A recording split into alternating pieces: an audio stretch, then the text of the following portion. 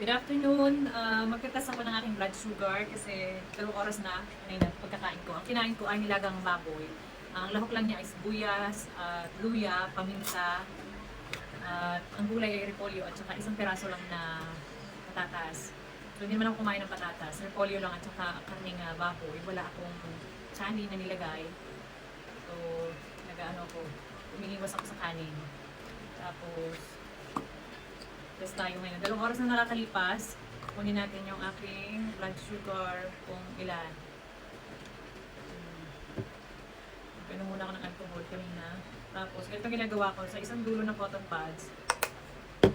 Nilagay ko yan.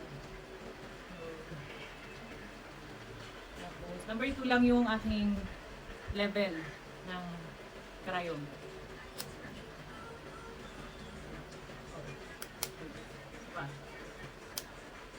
Yun. Panasa mo yung una, ang galing mo.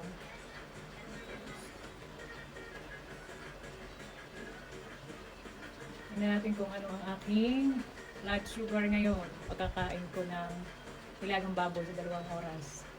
93, ayan.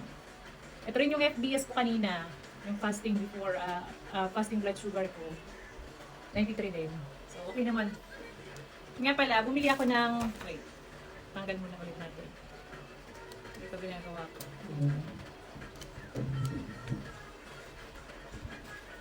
Sabi natin.